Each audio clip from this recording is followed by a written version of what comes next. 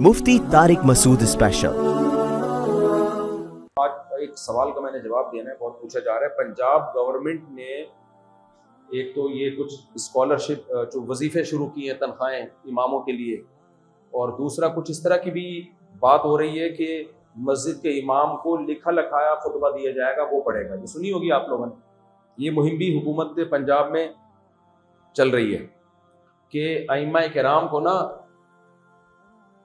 जो मजहबी वजारत है उसकी तरफ से खुतबा दिया जाएगा, जैसे सऊदी अरब में यूएई में होता है। तो इसमें दोनों चीज़ों में हमें क्या करना चाहिए? हमें इसको एक्सेप्ट कर लेना चाहिए या इसके खिलाफ आवाज़ उठानी चाहिए? इसको खूब अच्छी तरह समझो।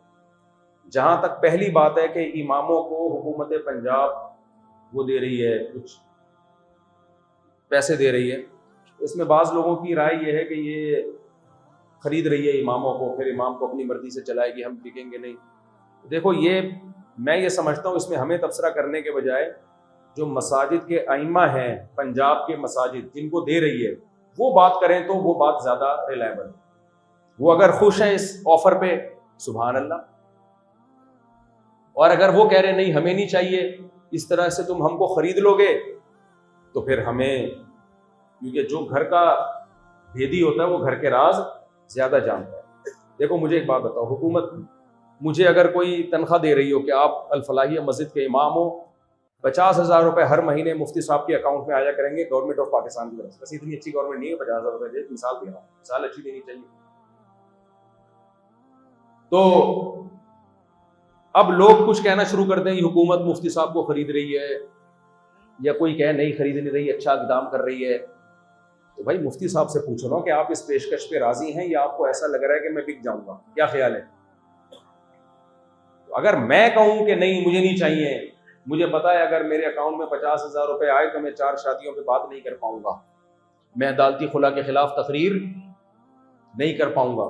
ये जो अभी लाहौर की जज ने ये फैसला किया है कि डांट भी दिया शौहर ने बीवी को, तो उस पर औरत को तनसीखे निकाह का हक है, मैं इसके खिलाफ आवाज नहीं उठा पाऊंगा, तो मेरा ये एहतजाज बिल्कुल दुरुस्त होगा।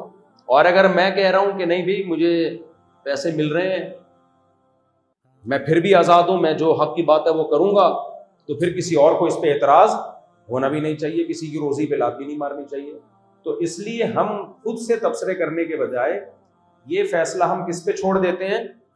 पंजाब की मसाजिद के इमामों पर, कि इमाम लोग इस फैसले से खुश हैं या नहीं है। हाँ, 2-4 इमाम की बात नहीं है, मेजॉरिटी खुश है, तो इसको एक्सेप्ट करना चाहिए और हुकूमत का शुक्रिया अदा करना चाहिए कि चलो आप लोगों ने इमाम का ख्याल किया। और अगर मेजॉरिटी कह रही है हमें खरीदा जा रहा है, तो फिर हमें भी इसके खिलाफ आवाज उठानी चाहिए। तो जब तक मसाजिद के अइम्मा की तरफ से कोई प्रॉपर बयान नहीं आ जाता, हमें इस पे खामोश रहना चाहिए। समझते हो कि नहीं समझते? और अगर वो कह रहे हैं कि हमें मिल जाए, अक्सर मसाजिद के अइम्मा कह रहे हैं हमें ये हुकूमत से ऑफर चाहिए, तो हमें खुश होना चाहिए। इस पे क्या ख्याल है? फिर किसी की रोजी पे हमें लात नहीं मारनी चाहिए। तो इसमें सियासी लीडरों के बजाय ना उनकी अपनी राय का एतबार है। सियासी लीडरों की राय भी सही गलत हो सकती है, मैं उसकी बात नहीं कर रहा, लेकिन इसमें इसके जो अहल है राय देने के, वो असल में अहल कौन है? वो पंजाब की मसाजिद के अइम्मा हैं। वो अगर खुश हैं तो हमें भी खुश होना चाहिए। या तो मस्जिद कमेटी वाले इतनी तनख्वाहें देना फिर उनको भर भर के, कि उनको गवर्नमेंट की जरूरत ही ना रहे। कमेटी ने भी न छोड़ के उनको खून सारा न छोड़ा हुआ होता है उनका, और अब गवर्नमेंट भी कोई ऑफर दे रही है तो वो भी ना दे उसको, तो ये तो बेचारों पे जुल्म है। इसलिए इमामों पे छोड़ देना चाहिए। दूसरा जो मसला है कि चूंकि ये फैसला होने से पहले अगर ये मेरा क्लिप वायरल हो जाए तो इसका फायदा ज्यादा होगा। मुझे बहुत से लोगों ने बताया, हुकूमती जो अहलकार हैं उन्होंने भी बताया, जो असम्बलियों में उन्होंने भी बताया, जमात इस्लामी वालों से भी मेरे एक दफा राब्ता, उन्होंने बताया कि ये जो आप लोग के क्लिप होते हैं ना, वायरल होते हैं, ये इसकी वैल्यू बहुत ज्यादा है, यानी इसको बाकायदा सुना जाता है और उन पर असर भी होता है इन चीजों का। अभी देखो अदालती खुला के खिलाफ अल्हम्दुलिल्लाह आवाज उठना शुरू हो गई है, वकला भी उठना शुरू हो गए हैं इस पर। तो ये हल्की बात नहीं होती, हम काम में फेंक नहीं रहे होते बैठ के तबसरा को। इसका हमें पता होता है सोसाइटी पे इसका असर होगा और हुकूमती ऐवानों में भी इसका असर होगा। तो ये जो गवर्नमेंट जो प्लान बनाने जा रही है कि गवर्नमेंट फैसला करेगी कि इमाम को जुम्मे के खुतबे में क्या तकरीर करनी है, जैसे कि सऊदी अरब में कौन फैसला करता है? हुकूमत। सऊदी अरब के اور دبئی کے اور عرب ممالک کے جو ائمہ کرام ہیں وہ پورا لکھا لکھایا خطبہ پڑھ کے سنا رہے ہوتے ہیں، تو ہم بھی یہاں ایسا کریں گے۔ دیکھو اس میں اعتدال کی بات کیا ہے، بالکل جو اعتدال کی بات ہے، اعتدال کی بات تو یہ کہ نہ تو اماموں کو بالکل آزاد چھوڑا جائے، کیونکہ اس سے جو فرقہ واریت پھیلی ہے، دہشت گردی بھی پھیلتی ہے، فرقہ واریت بھی پھیلتی ہے، قتل و غارت بھی۔ پڑوس میں آپ کو پتہ ہے کہ مسجد کا امام ہے، کئی جمعے مسلسل میرے قتل کے فتوے دیتا رہا ہے، وہ پمفلیٹ بانٹتا رہا ہے، میں نے تو اس کو لفٹ ہی نہیں کرائی، ورنہ اس کے نٹ بولٹ ٹائٹ کرنا میرے لیے کوئی مسئلہ نہیں، کوئی مسئلہ نہیں۔ آپ کہہ سکتے ہو کہ شاید میں اسٹیبلشمنٹ کے ذریعے اس کے نٹ بولٹ ٹائٹ کرواؤں گا، نہ نہ نہ، اسٹیبلشمنٹ سے ہمارا اتنا اچھا ریلیشن نہیں ہے، میرے اپنے قرضے لے کے لوگ بھاگے ہوئے ہیں تو وہ نہیں میں لے سکا، چھڑوا سکا، کیونکہ بھاگے ہوئے ہیں نا وہ۔ میرے اگر اتنے اچھے تعلقات یا میں درباری سرکاری ملا ہوتا نا تو بہت سارے کام میرے نمٹ گئے ہوتے جو کہ نہیں ہوئے۔ ابھی کبھی خوشبو لگا کے اکیلے آؤ گے تو بتاؤں گا۔ تو میرے پاس میرے شاگرد ہی اتنے ہیں الحمدللہ کہ اس کے اسکرو ٹائٹ کرنے کے لیے کافی۔ میں نے تو اپنے شاگردوں کو روکا ہوا ہے، بعض شاگردوں نے کہا آپ صرف اشارہ کرو، بندہ غائب کرنا کس کا کام ہے؟ ہمارا کام، کیونکہ یہ ادھر قریب میں مفتی منیب کہلاتا ہے، وہ عامل ہے، عورتوں کے بنیان سن کے بتاتا ہے کہ اس پہ جن ہے یا چڑیل ہے۔ لوگ مجھے کہیں گے بد اخلاق ہو، ایک آدمی کنٹینیوسلی مجھے واجب القتل قرار دے رہا ہے، کنٹینیوسلی، کوئی روکنے والا نہیں ہے۔ حکومت اور اسٹیبلشمنٹ کا تو یہ حال ہے اس ملک میں، سمجھ رہے ہو؟ یہ قانون ہے، ہم اسٹیبلشمنٹ کے غلام ہوتے ہیں نا۔ ایک دفعہ وہ کہتا نا کہ مفتی طارق مسعود واجب القتل ہے، اسٹیبلشمنٹ نے اٹھا کے الٹا کر کے چترول لگانے تھے کہ ہمارا بندہ ہے تم اس کو واجب القتل کیسے کہہ رہے ہو؟ سمجھ رہے ہو کہ نہیں سمجھ رہے؟ اسٹیبلشمنٹ کا بندہ ہو اور آپ اس کو واجب القتل کہہ رہے ہو، اسٹیبلشمنٹ عمران خان کو جیل میں بھیج دیا، تو ان کے لیے بندہ اٹھانا، اس کے اسکرو ٹائٹ کرنا کون سا مشکل کام ہے؟ لیکن وہ کنٹینیوسلی تقریریں کرتا جا رہا ہے، ہر جمعے میں میرا پتہ نہیں، اس سے مجھ سے بہت محبت ہے، کہیں نہ کہیں سے میرا ذکر لے آئے۔ اور کیوں ہے؟ یہ قبضہ گروپ آدمی ہے، وہ اپنا مسجدوں میں جال بچھا رہا ہے، پورا دائیں بائیں سارے اپنے بندے بٹھا رہا ہے، اس کا قبضہ گروپ ہے، تو اس کی راہ میں میں بہت بڑی رکاوٹ بنا ہوا ہوں، اور میں عاملوں کے خلاف بہت بولتا ہوں، تو اس کا منجن بکنا بند ہو گیا، کیونکہ اس کی سورس آف انکم کیا ہے؟ جن چڑیل بھوت بھگا کے لوگوں کو الو بنا کے پیسے لینا۔ عاملوں کے خلاف تو میں بولتا ہوں، آپ کو پتا ہے، تو اب بنیان سونگنا بھی چھوڑ دیے، اتنا پیسہ تھا بنیان سونگنے کا۔ کوئی آدمی آتا تھا نا، میری بیوی پہ جن آیا ہوا ہے، بنیان لے آ، بنیان، ابے 4 آسیب آئے ہیں اس کے اوپر، 4 چڑیلیں آئی ہوئی ہیں بھائی، وہ بیچارہ، لوگ تو سیدھے سادے ہوتے ہیں، بیوقوف بن جاتے ہیں۔ میں تو عاملوں کی بات لگاتا ہوں کہ یار تو واجب القتل مجھے کیوں کہہ رہا ہے؟ کوئی جن چڑیل بھوت بھیج، مجھے اٹھا کے لے جائے، وہ یہ مجھ پہ جادو کرنا، کیا خیال ہے؟ نادرا میں میری پوری ڈیٹیل ہے، تو نادرا والوں، بلکہ جن کو بھیج، نادرا سے اس کے باپ کا نام، اس کی ماں کا نام نکلوا کے لا، یار جن جادو کرتا ہوں، کمبخت 2 سال سے تو میرے خلاف تقریریں کر رہا ہے، کوئی ایک چڑیل، کوئی ایک جن بھیج دے نا، کوئی عملیات فلیتے پلیتے کچھ تو کر، ان تلوں میں تیل ہے ہی نہیں۔ میں اتنا نہیں بول، میں تو کب سے دیکھ رہا ہوں، یہ 10-15 سال سے لوگوں کو الو بنا رہے ہیں، ایک دن بھی میں نے اس کے خلاف بیان نہیں کیا۔ میں نے جرنلی ہول سیل کے حساب سے سب عاملوں کے خلاف بیان کیے، لیکن اس کو پتہ نہیں کیا بیچارے کو خارش ہوئی ہے، کوئی ہر جمعے میں مفتی طارق مسعود واجب القتل، اس کا خیال تھا کوئی بندہ اٹھے گا مفتی صاحب کو مار دے گا اور میں ہیرو بن جاؤں گا، پھر میں جنازے میں آؤں گا اس قاتل کے۔ میں نے جب یہ بیان کیا نا، فتویٰ دینے کے بجائے خود آ کے مارو نا، کمبختوں، تمہیں جنت میں جانے کا شوق نہیں ہے، تم سادہ لوح عوام کو بے وقوف بناتے ہو، ان کے ذریعے بندے مرواتے ہو، پھر ان کو حکومت پھانسی پہ لٹکا دیتی ہے، ان کے جنازے میں آ کے ہیرو بن جاتے ہو۔ ہونا یہ چاہیے جنازہ تمہارا ہو، تم آؤ ہمیں مارنے کے لیے، ہم بھی مریں گے، ہمارے گارڈ تمہیں بھی ماریں گے، مقابلہ برابر کا ہوگا، تمہارے خیال میں ہم جہنم میں اور تم جنت میں جاؤ گے، تمہارے خیال میں، تو اس جنت میں تم جاؤ نا، تم اپنے مریدوں کو کیوں ورگلا رہے ہو؟ میں سمجھا پا رہا ہوں اپنی بات؟ یہ سارے ہیرو بنے ہوئے، تو جاؤ اس کا سر لے کے آ جاؤ، ابے تو جانا، تجھے کیوں جنت میں جانے کا شوق نہیں ہے؟ تو کیوں نہیں آ رہا بھائی؟ تو خیر میں بات کہاں سے کہاں نکل گئی، بات کیا کر رہا تھا؟ چڈی بنیان پہ آ گئی بات۔ ہاں، تو اب دیکھو یہ بھی تو بے لگام ہے نا، پمفلٹ بانٹ رہا ہے۔ اگر اماموں کو بے لگام چھوڑ دیا جائے نا تو بھی ملک میں بہت فساد ہوگا، جو کہ ہو رہا ہے۔ کوئی قانون نہیں ہے، کوئی ضابطہ نہیں ہے، جو اٹھاتا ہے منہ کے فائر، یہ اڑا دو، وہ کافر۔ مسجدوں میں محبتوں کے بجائے کیا پھیلائی جا رہی؟ نفرتیں۔ کسی مسجد میں چلے جاؤ، عجیب عجیب بیان، وہ دیوبندی، وہ بریلوی، وہ اہل حدیث، فرقوں کے نام لے لے کے ایک ایک پہ رد کرنا، پوری دنیا میں یہ آپ کو کہیں نظر نہیں آئے گا۔ جیسے ہی ملک سے باہر نکلو ایک سکون مل جاتا ہے، آدمی لگتا ہے بھائی یہ تو دین کی سلسلہ۔ میں نے ابھی مولانا عباد اللہ صاحب کا مدنی مسجد میں بیان تھا، مجھے پتا چل گیا مکی مسجد میں ان کا بیان تھا۔ میں نے کل لڑکوں سے کہا چلو دین کی باتیں سننے کے لیے چلتے ہیں۔ میں نے کہا جب یوٹیوب پہ کسی اسکالر کو سنو تو کچھ عجیب عجیب باتیں آ رہی ہوتی ہیں۔ میں نے کہا کبھی اللہ رسول کی بات تو سن لینی چاہیے۔ ہم چلے گئے تو مولانا عباد اللہ صاحب اللہ ان کی میں برکت ہے، انہوں نے فرمایا کہ میرے بچے میرا بیان نہیں سنتے، آپ کا سنتے ہیں۔ میں نے کہا میرے بچے بھی میرا نہیں سنتے، آپ کا سنتے ہیں۔ مولویوں کے بچے اپنے ابا کا کوئی لفٹ ہی نہیں کراتے۔ چلو اچھی بات ہے، لیکن مجھے خوشی اس بات کی ہوئی کہ میرے بچے ان کا بیان سن رہے ہیں۔ مجھے امید ہے انشاءاللہ اللہ والے بن جائیں گے، اور ان کے بچے جو میرا بیان سن رہے ہیں، میں نے کہا بہت خطرناک ٹریک کی طرف آپ کے بچے جا رہے ہیں۔ ہم تو ڈوبے ہیں صنم، تم کو بھی لے ڈوبے گے۔ میں نے کہا آپ کا بچہ بہت غلط ٹریک پہ چلا جائے گا اور یہ میرا بیان سن رہا ہے۔ خیر، میں نے کہا مجھے تو خوشی، آپ کا بیان سنے گا انسان کا بچہ بنے گا انشاءاللہ، لیکن میں نے کہا آپ کے بچے جو میرا بیان سن رہے ہیں تو بہت کنٹرول کرنے کی ضرورت ہے۔ خیر، تو اب اماموں کو اگر بے لگام چھوڑ دیا جائے وہ بھی ٹھیک نہیں، لیکن اماموں کو اگر پرچے پکڑانا شروع کر دیے نا گورنمنٹ کی طرف سے تو یہ ٹوٹل سرکاری پٹھو بن جائیں گے، کسی کام کے نہیں رہیں گے یہ امام۔ جو اسٹیبلشمنٹ کہے گی، جو حکومت کہے گی، وہ ان کے بیان میں، جو بھی حکومت آئے گی اس کی تعریفوں کے پول باندھو۔ کوئی حق، جو فیصلہ ہوگا عدالت کا، صحیح ہو غلط ہو نہ، کیونکہ یہ تھوڑی کہ وزارت اوقاف آپ کو پرچہ لکھ کے دے گی کہ ہائی کورٹ کے جج نے جو یہ فیصلہ کیا ہے غیر شرعی ہے، اس دفعہ جمعے میں اس پہ بیان کریں۔ نہ نہ نہ نہ، پھر جمعے میں بیان آئے گا کہ ہائی کورٹ کے جج نے جو غیر شرعی فیصلہ کیا ہے، آپ نے اس کو مشرف کا اسلام کرنا ہے، اس فیصلے کو کیا بنا کے پیش کرنا ہے؟ مسلمان بنا کے پیش کرنا ہے۔ اتنی دین میں تحریف ہوگی، سعودی عرب میں تو بہت زیادہ سختی ہے، ایک حرف بھی آپ اپنی رائے نہیں دے سکتے۔ اب مجھے ایک بات بتاؤ، تو اس سے دین کا بیڑا غرق ہوگا کہ نہیں ہوگا؟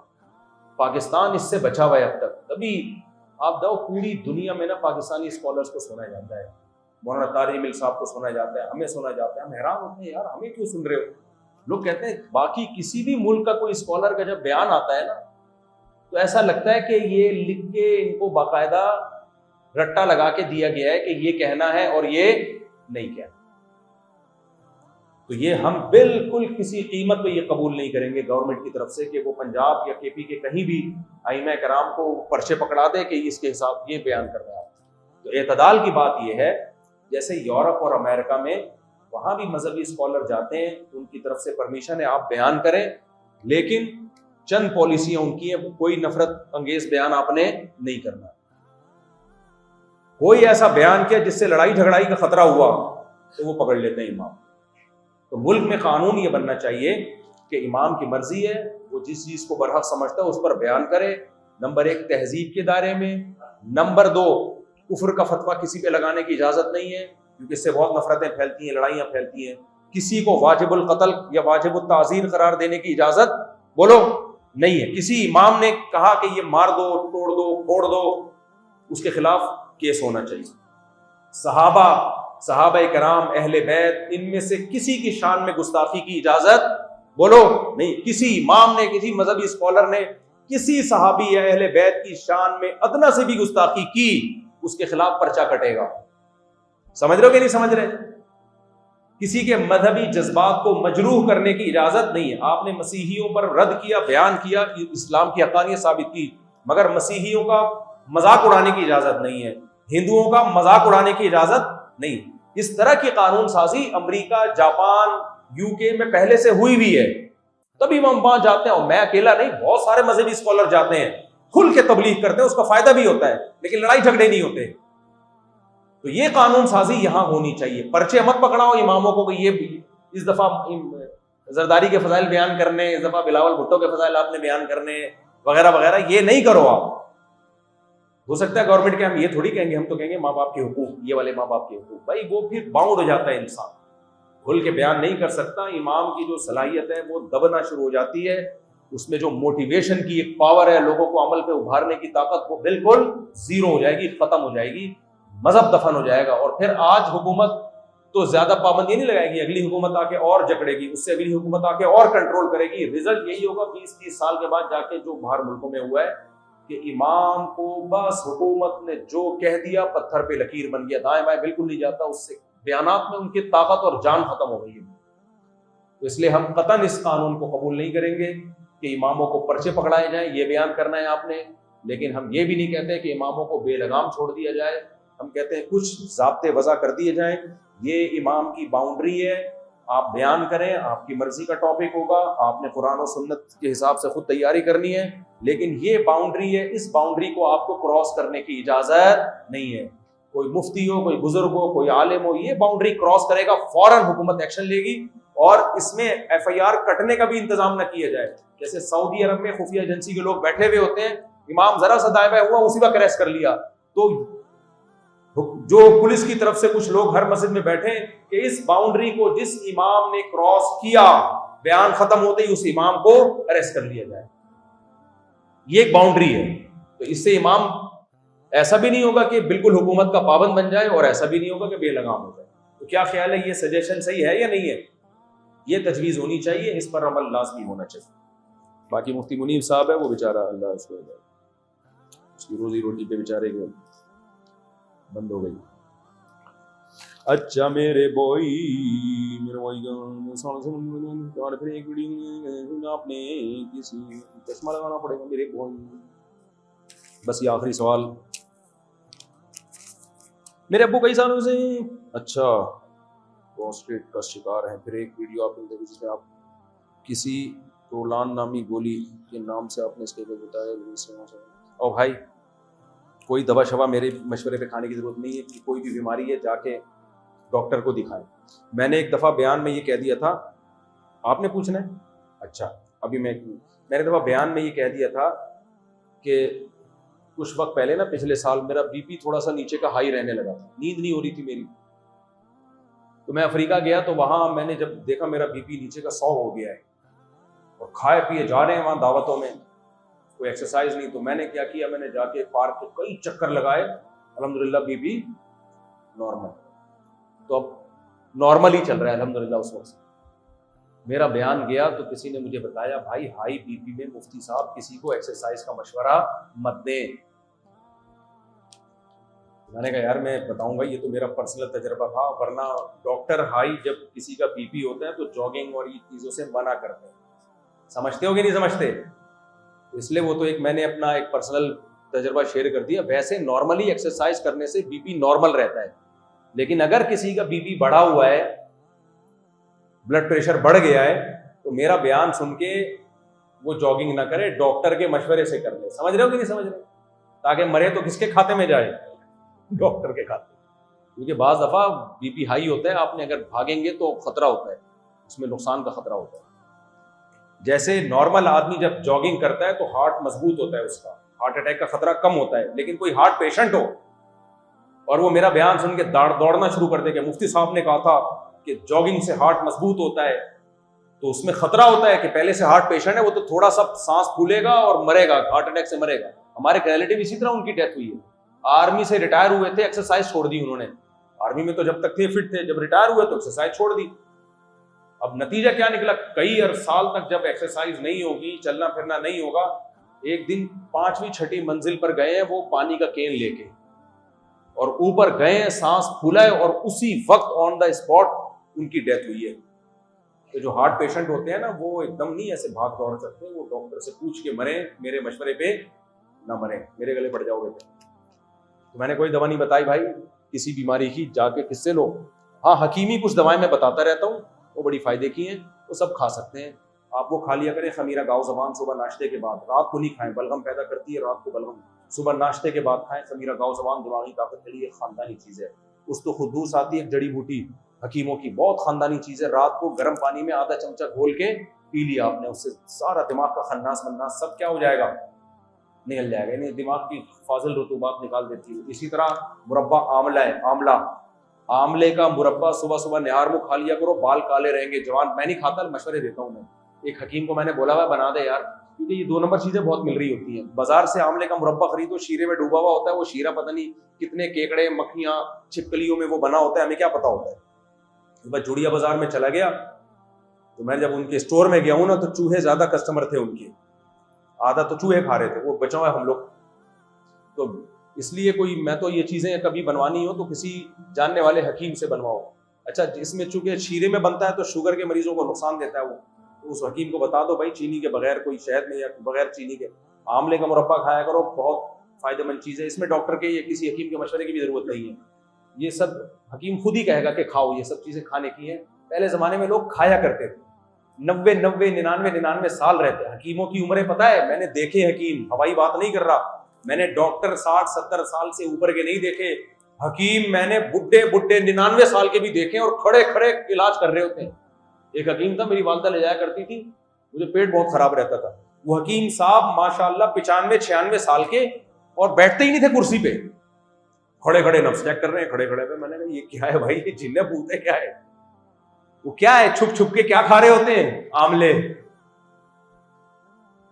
खुद अपने नुस्खे ना छुपा के अपने साथ कब्र में ले जाने के लिए रखे होते, शेयर भी नहीं करते वो नुस्खे। ऐसे हकीम हैं जिनके पास इतनी अच्छी अच्छी मेडिसिन थी, दवाइयां थी, उन्होंने नुस्खे बनाए लोगों की सेहत के लिए, दिए नहीं किसी को, और कब्र में अपने साथ लेके चले। कुछ अच्छे भी होते हैं, वो तो इंटरनेट पे डाल देते हैं, लेकिन ऐसे बहुत कम है। लेकिन बात यही है ना कि कंपनियां जब कोई दवा इजाद करती है उनको तो पैसा मिल जाता है, हकीम जब कोई चीज बनाएगा तो उसको पता है मेरी मेहनत का मुझे कुछ मिलता नहीं है, इसलिए वो फिर कंजूसी दिखाता है। तो इस पे हुकूमत को कुछ कानून साजी करनी चाहिए। खैर बहरहाल, तो हकीमों में 2 नंबर भी बहुत होते हैं, ये भी ध्यान में रखो। ऐसा ना हो मैं हकीमों की बात कर रहा हूँ तो तुम कहीं महल्ले पड़ोस में चले जाओ, वो बेड़ा गर्क हो जाए तुम्हारा। तो खैर, मुरब्बा आंवला खाना है, सही है, और क्या खाना है, उस्तु खुदूस खाया करो, खमीरा खाओ, जबान फोड़ दिया करो, और भी 4-5 चीजें हैं, लेकिन मैं कोई हकीम नहीं हूँ। हजरत मसला पूछें, बेचारे काफी देर से बैठे हैं। नहीं, बहुत लंबा मसला है, अगर आप किसी से लिखवा दें।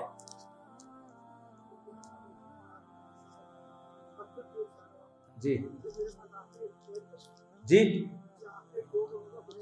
हाँ हाँ हाँ जी, अच्छा, हाँ जी जी, नहीं उसमें पैसे मिजान बैंक में रखवा दें, पैसे मिजान बैंक में रखवा दें। हाँ बस नहीं दे रहा ना, अब क्या करें, कम पैसे। गोल्ड खरीद लेना हजरत, आप, मैं मशवरा दे रहा हूँ कि ये कोई मसला नहीं बता रहा जी। मैं आपको बताऊं, जितना सूदी बैंक आपको सूद देगा ना गोल्ड में, आपको उससे ज्यादा फायदा होगा। हजरत सूद की मैं इजाजत नहीं दे सकता, मैंने अल्लाह को जवाब दिया। देखिए, मैं दुआ करता हूँ अल्लाह आपकी मदद करे, ठीक है ना। आपके बेटे नहीं है, बेटे तो बेटों की जिम्मेदारी है ना, इस उम्र में आपको टेंशन से बचाएं। अल्लाह ताला शिफा दे, दिल से दुआ जी। अच्छा चलें, अब मैं दुआ करता हूँ, दिल से दुआ, चलें भाई।